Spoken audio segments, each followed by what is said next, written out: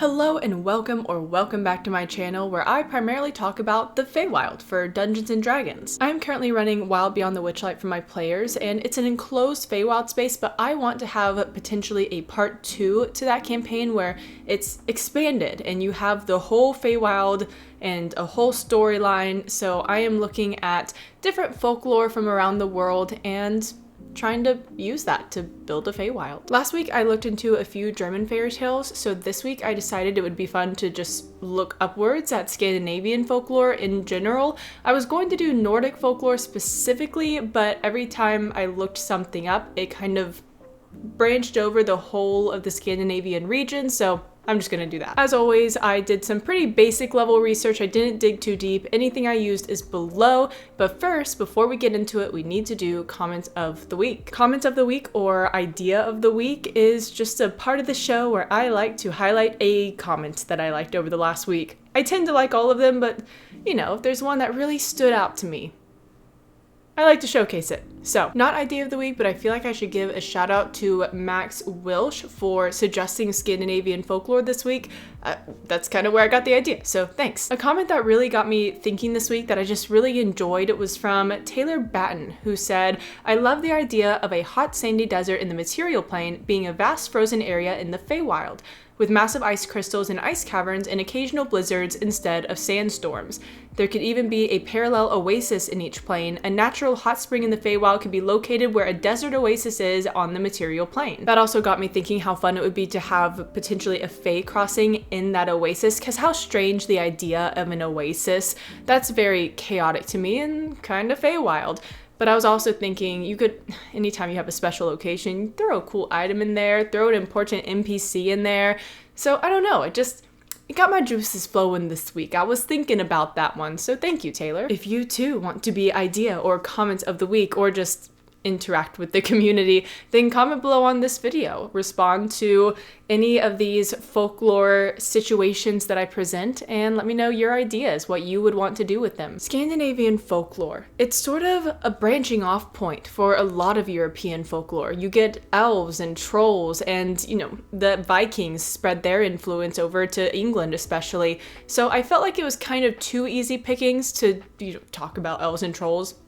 Kind of on the trolls. You'll see what I mean. So I tried to pick 3 sort of beings that I felt either tied really well with D&D or had more specificity than broader races like that. Let's start with the Holdra, or forest spirits, often considered in that wide category of elf. They are supposed to be beautiful creatures, only interested in sex and dancing, which is pretty common with folklore and elves because, you know, they have to charm people and then lead them astray into madness or another world. And what better way to do that than seduction? I found a story explaining their origin, but it didn't totally make sense to me. It says that God once owned a cottage, but he only had time to wash half his children, and a woman was said to try to hide her children, and so God saw them and decided that they weren't human. The thing with the Holdra is they are beautiful women, or they look like them, but they have the tails of cows. They're supposed to be very beautiful. They appear in front of men who are alone because that's the best time to trick someone. They try to hide their tails so these men don't know what they're talking to, but inevitably in these stories, the men get a chance at least to see what this thing is and maybe escape. The Holdra aren't all bad. It seems like if you're respectful to them, they'll be respectful to you. If you are unkind or cruel to them, you will receive treatment in kind. And in other cases, it seems like it just kind of depends. Maybe you meet a Holdra who is in the mood to kill a man, and maybe you meet one who wants to help.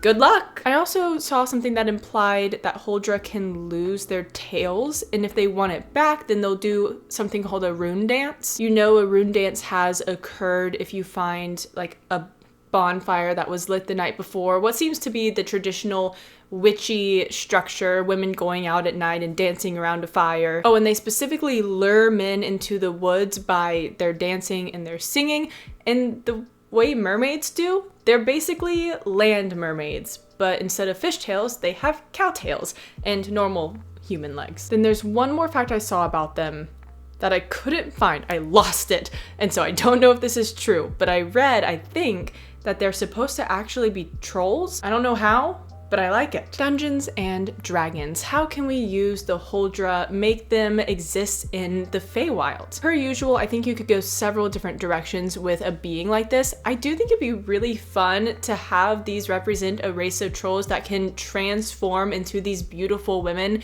and maybe try to lead men or villagers away into the wilds and, I don't know, eat them, sacrifice them. And the only way to be tipped off to this is the cow tail, if you even know what that means. Maybe they can lose their tails, and if they lose the tail, they can't transform back into a troll, something like that, and so they want their tail back.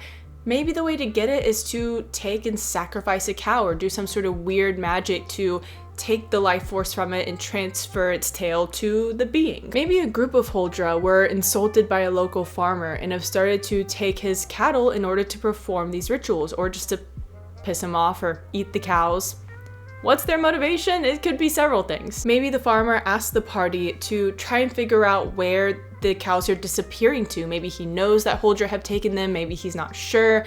Maybe he just knows that they're trolls, like he's seen a troll and doesn't realize that they can disguise themselves as these women. It would then be up to the party to figure out what's going on, if they want to help, you know, what has the farmer done to annoy them? Maybe their reaction is justified. And maybe they come upon one of those dances in the night. So if they like go and search out these trolls during nighttime, they can find beautiful women dancing around a cow in the middle of the circle that's about to be slain. If your party's anything like mine, they will try to save that cow. Whenever folklore also presents some sort of beautiful being that leads people astray, I always think about the archfey Vater. I've talked about her in a previous video, and she's a goddess of natural beauty, things like that, and so her followers are known to be quite vain and beautiful and protective of the natural world and its beauty. The Holdra could be daughters of Vater or followers in some way, so if you wanted to connect them with more lore in the world, you could do something like that. Apparently, they also like to live in places with a lot of moss,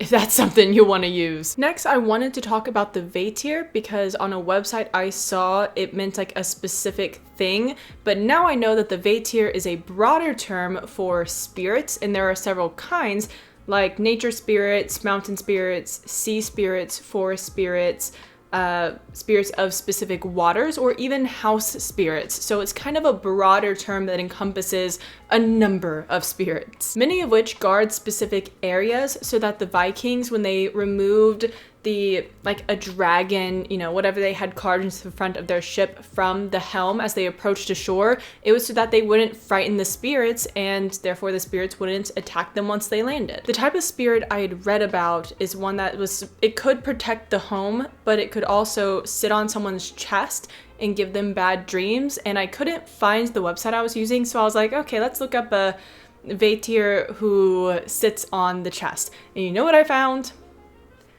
Night hags. Night hags, which are in D&D. This is what they are probably from, Scandinavian folklore. They are also associated with sleep paralysis, and I think this explains them pretty well. In Scandinavian folklore, sleep paralysis is caused by a mare, a supernatural creature related to incubi and succubi. The mare is a damned woman who is cursed, and her body is carried mysteriously during sleep and without her noticing. In this case, she visits villagers to sit on their rib cages while they are asleep, causing them to experience nightmares. That's just from Wikipedia, and it's from the one little paragraph that specifically mentions Scandinavia, but there's a whole list of how these function in cultures across the world. To compare, I looked up night hags on D&D Beyond, and this is a little bit of their description. Soulmongers. While a human sleeps, a night hag can straddle the person ethereally and intrude upon its dreams.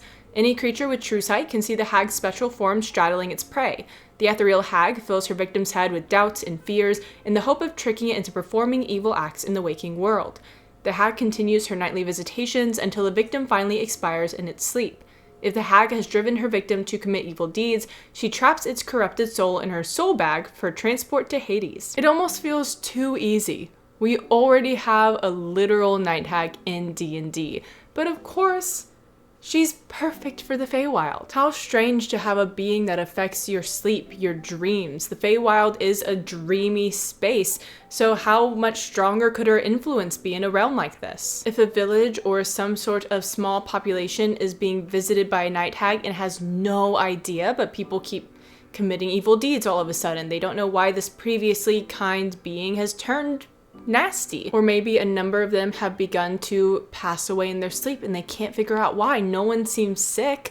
Then the party could be put on the hunt, meant to figure out what's going on. I don't actually have a ton of specific ideas for a night hag in the Feywild, what she would be up to, what she would be doing, how to make her a little stranger somehow. So if you have any ideas, let me know below. I really like the idea of messing with dreams, having even some sort of dream sickness maybe that she's able to spread. Finally, I'd like to talk about Pesta. Scandinavia was obviously not exempt from the Black Death, and Pesta, a sort of personified version of the Black Death, arose in their lore. Pesta travels from community to community. She has a rake and a broomstick. If she shows up with a rake, then people in that community would know maybe a few of them might survive this. If she shows up with a broom, everyone is going to pass. Not a single person will end up surviving the plague as it was brought to this location, and it generally took less than 3 days for a person to die. There were a few stories that I came across that involved Pesta specifically. In one, she asked a ferryman to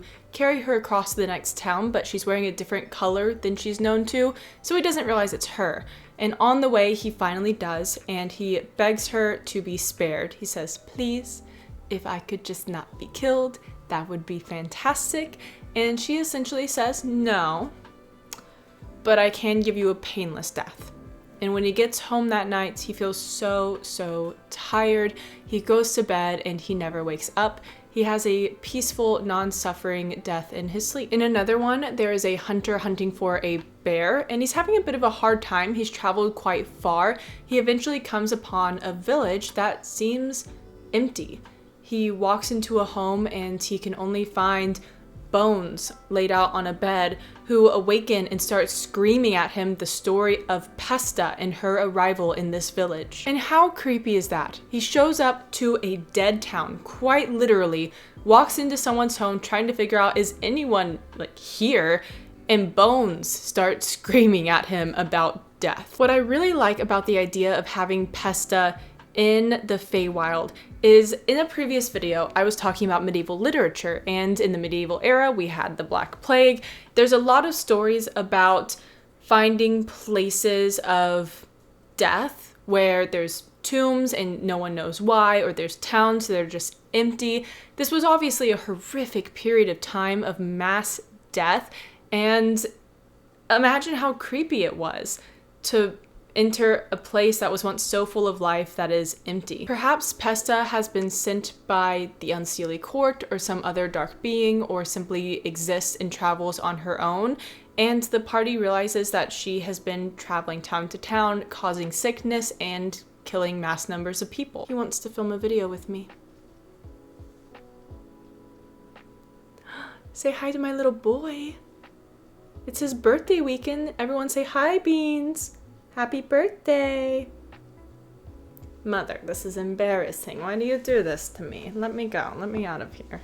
Don't tell them it's my birthday. They're going to sing. That's so embarrassing. Maybe the party wants to seek her out and stop her on her travels. What would it look like to fight a being like that? Maybe if they come into contact with her, they will get sick, and the only way to not die within 2 or 3 days is to kill her. And how interesting to give them an entire town of nothing. No living NPCs, or maybe just one NPC who happened to survive. Maybe they've gone mad, maybe it's a child who isn't able to help them too much, but they're able to learn about what's happening through that person. And then what treasures are in the town? They have an entire town all to themselves. Maybe the PCs get a little distracted, just drink a bunch of ale, try to have a bit of a bender, you know, spend some time in this place, and maybe the longer they do, the more consequences there are to not pursuing Pesta. I keep wanting to say like pasta or pesto, so I might, you know, rename her. Even she could be a hag, honestly. Could do something like that. She could be Baba Yaga. Ooh. Because Baba Yaga has a mortar and pestle, so maybe if she visits a specific town or village, that could be another element of her being. And then you don't have someone just traveling from town to town causing mass damage like that, because Baba Yaga wouldn't be inclined to just visit a town regularly. It could be a rare thing. Maybe they annoy her or they do something to insult her. She shows up, everyone gets sick. I like that idea. No, I like that. That's the thing with these stories, is I can sit on them for so long and there's always some sort of like new interesting thing you could do with them, some way you could tie them into an already established being or place. So let me know what you do with these Scandinavian elements, how you would incorporate them into your Feywild or your material plane or your sessions, campaign in general. It doesn't have to be Feywild. The more I do these, the more I think about how fun it would be to compile them, somehow create, you know, we have these campaign modules, source books, where we can go through and chapter 1 is this location and all the NPCs and places in it. I love the idea of doing something like that with all of this information. I just have to find the time. So I'm not going to say that I'm doing something like that right now, because I really need to finish this semester first. I have like 2 months left, which is not a lot now that I think about it. But once I'm graduated, I would love to make that some sort of side thing that I work on. I don't know. These are just my early thoughts, plans. There's so much I want to do. I just need time to do it. But if that's something you'd be interested in, or you have any like tips on how to go about doing something like that, even down to software. I know I could use a Google Doc, something like that, but I'm new to this, so if you have any advice or suggestions for that as well, let me know. I'm not sure what I'm going to talk about next week, but we can find out together. Like, subscribe, see where this goes next. Thank you so much for watching this video, especially if you've made it this far. I hope you have a great whatever it is, and I will see you next time.